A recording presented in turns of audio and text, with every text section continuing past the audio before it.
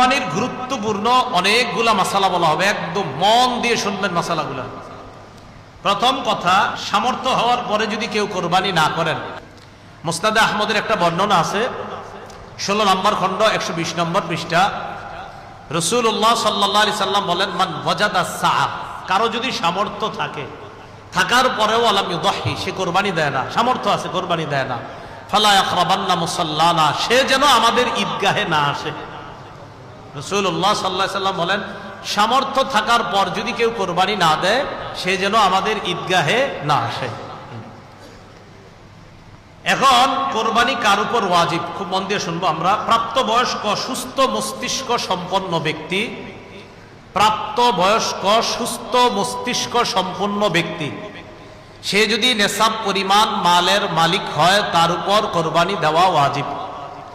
আবার বলছি, সুস্থ মস্তিষ্ক সম্পন্ন নেসাব পরিমাণ মালের মালিক যদি 10, 11, 12 তারিখ এই 3 দিনের কোনো একদিন হয়, 10, 11, 12, আবার বলছি 10ই জিলহজ, 11ই জিলহজ, 12ই জিলহজ সূর্যাস্তের আগে, 12ই জিলহজ সূর্যাস্তের আগে যদি কেউ যাকাত দিতে হয়, যেই নেসাব হইলে ওই নেসাবের মালিক যদি কেউ এই 3 দিন হয়, যাকাত দেয় কয় বছর পুরো হইলে?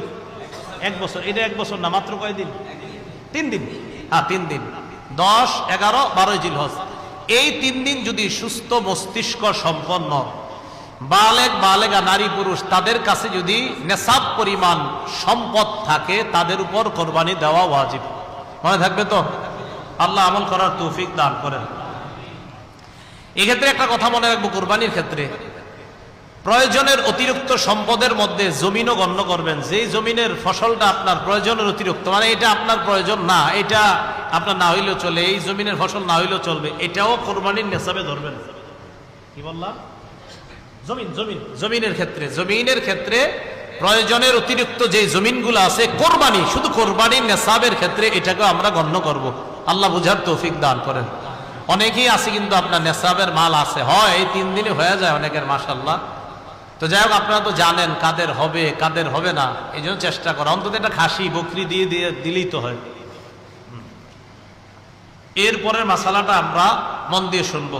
নেসাব স্বর্ণের ক্ষেত্রে 52.5 তোলা স্বর্ণ, স্বর্ণের ক্ষেত্রে 7.5 ভরি স্বর্ণ, রূপার ক্ষেত্রে 52.5 তোলা রূপা, 7.5 ভরি স্বর্ণ অথবা 52.5 ভরি রূপা, 7.5 ভরি স্বর্ণ, আর রূপার ক্ষেত্রে 52.5 ভরি বা তোলা, যেটা বলেন, ভরি বললেও হবে, রূপা।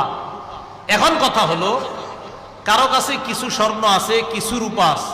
কি আছে বলেন তো? কিছু স্বর্ণ, কিছু রূপা, কিছু টাকা পয়সা আছে। এই সবগুলা মিলাইলে যদি 52.5 তোলা রূপার সমপরিমাণ হয়, কারো কাছে কিছু টাকা আছে, কিছু স্বর্ণ আছে, কিছু রূপা আছে, সবগুলা মিলাইলে তার কাছে 52.5 তোলা রূপার সমপরিমাণ অর্থ আছে, তার উপরও কোরবানি ওয়াজিব। বুঝছেন? কারো কাছে কিছু স্বর্ণ, কিছু রূপা, কিছু টাকা পয়সা, এই সবগুলা মিলাইলে যদি 52.5 তোলা রূপার সমপরিমাণ টাকা হয়, এক্ষেত্রে স্বর্ণ বলবো না, 52.5 তোলা রূপার সমপরিমাণ যদি অর্থ হয়, তার উপরও কোরবানি ওয়াজিব। আল্লাহ আমল করার তৌফিক দান করেন। মাসালা, কোরবানির নেসাবের ক্ষেত্রে যাকাতের মতো কি পূর্ণ 1 বছর থাকতে হবে? না, পূর্ণ 1 বছর থাকতে হবে না।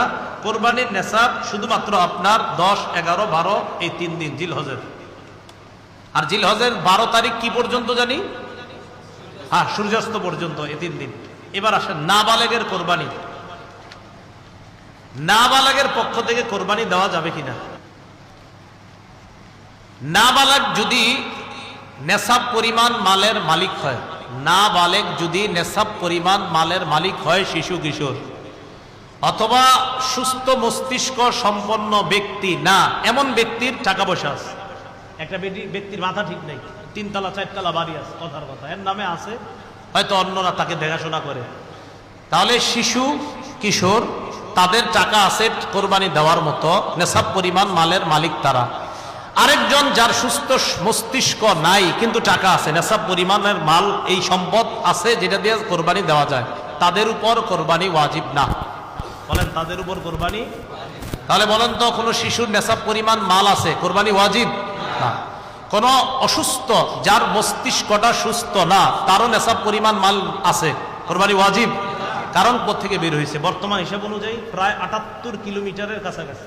78 কিলোমিটার, কিলো, যেটা আপনাদের রাস্তাঘাটে এখন লাগায় রাখে কিলো, তাহলে 48 মাইল, বলেন 48 মাইল, আর কিলো হইলে প্রায় 78 কিলোর কাছাকাছি।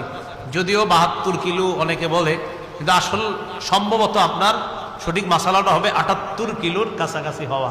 এরপর ওলামায়ে কেরাম আছেন, তাহকিক করার তো অবশ্যই সুযোগও থাকে। তো যাই হোক 48 মাইল তো মনে থাকবে, 48 মাইল, এটা ঠিক আছে। তো কেউ 48 মাইল দূরত্বে যাওয়ার নিয়ত করে গন্তব্য থেকে বের হয়েছে, আর কিলো অনুযায়ী বললাম কত, প্রায় 78 কিলোমিটার, এই পরিমাণ যাওয়ার নিয়তে বের হয়েছে, তার উপর কোরবানি ওয়াজিব না, তার উপর কোরবানি ওয়াজিব না, না তার উপর কোরবানি ওয়াজিব না। এরকম মুসাফিরের উপর কোরবানি ওয়াজিব না। নাবালেগের পক্ষ থেকে যদি বাপ কোরবানি দিয়ে দেয়, কোন বাবা টাকা আছে, সে তার নাবালেগ সন্তানের পক্ষ থেকে যদি কোরবানি দেয়, হয়ে যাবে, সওয়াব হবে, আদায় হবে। কোন বাবা তার নাবালেগ সন্তানের পক্ষ থেকে কোরবানি দিলে কোরবানি হয়ে যাবে। বলেন এটা মুস্তাহাব, বলেন হুকুমটা কি? এই আমলটা যে করবে বাবা শিশুর পক্ষ থেকে, এটার নাম ওয়াজিব হবে না মুস্তাহাব? হ্যাঁ, মুস্তাহাব। কোন নাবালেগের পক্ষ থেকে তার বাবা যদি কোরবানি দিয়ে দেয়, বলেন তো আপনারা এটার হুকুমটা কি হবে? মুস্তাহাব। মাশাআল্লাহ। দরিদ্র ব্যক্তির কোরবানির হুকুম, এটা একটু মন দিয়ে শোনেন। দরিদ্র ব্যক্তির কোরবানির হুকুমটা খুব মন দিয়ে শোনেন। প্রথম কথা, দরিদ্র ব্যক্তির উপর কোরবানি ওয়াজিব না, কারণ তার কাছে নেশাব পরিমাণ সম্পদ নাই। কিন্তু যদি সে কোরবানি করার নিয়তে কোনো পশু ক্রয় করে, আপনি কে কইছে কিনতে, কিন্তু আপনি কিনছেন, দরিদ্র ব্যক্তি, তার উপর কোরবানি ওয়াজিব না, কিন্তু উনি কোরবানির নিয়তে একটা পশু কিনছে, তাহলে কোরবানি ওয়াজিব হয়ে যাবে এটা দেওয়া। দরিদ্র ব্যক্তি যার উপর কোরবানি ওয়াজিব না, তিনি যদি কোরবানির নিয়তে পশু ক্রয় করে, তার জন্য এই কোরবানি পশুটা কোরবানি করা ওয়াজিব হয়ে যায়। মনে থাকবে নি? তাহলে বলেন তো, দরিদ্র ব্যক্তির উপর কি কোরবানি ওয়াজিব না? যদি কিনে, তাহলে ওই পশু কোরবানি করা কি হয়ে যায়? ওয়াজিব হয়ে যায়।